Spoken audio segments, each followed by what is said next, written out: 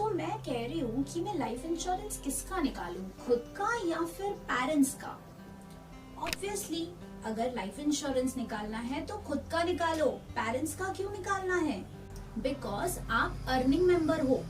यही तो पर्पस होता है इंश्योरेंस का कि अर्निंग मेंबर को अगर कभी कुछ हो जाता है तो in case of his absence बाकी की फैमिली सरवाइव कर पाए।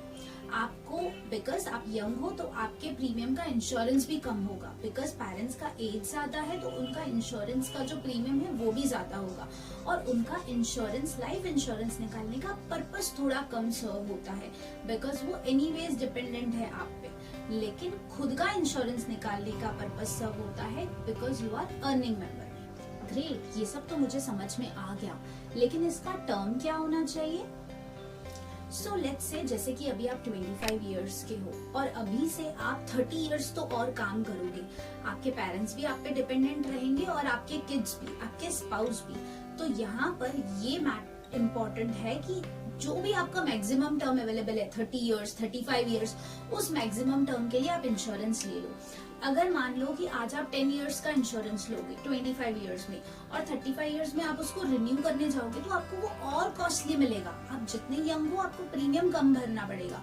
फिर 35 से 45 तक 10 साल का ले लोगे, फिर 45 में जब आप रिन्यू करने जाओगे तब आपको वो और ज्यादा कॉस्टली मिलेगा। सो बेटर है अभी ही आप मैक्सिमम टर्म का इंश्योरेंस प्लान ले लो।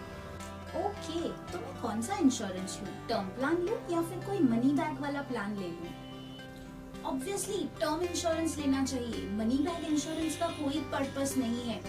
अगर आपको इन्वेस्टमेंट के लिए करना है तो फिर आप कोई म्यूचुअल फंड्स में इन्वेस्ट कर सकते हो, स्टॉक्स में इन्वेस्ट कर सकते हो।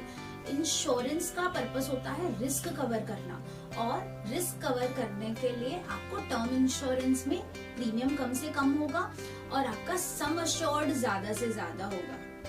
और अगर आप किसी मनी बैक प्लान के लिए जाओगे तो उसमें सिर्फ आपको 3 to 4% रिटर्न्स मिलेंगे और आपका सम अश्योर्ड भी कम होगा। और ऐसे यहाँ पर आप मैक्सिमम सम अश्योर्ड लेके बाकी पैसा अगर आप म्यूचुअल फंड्स में लगाओगे तो म्यूचुअल फंड्स में आप कम से कम मिनिमम 12-14% तो अर्न कर ही सकते हो।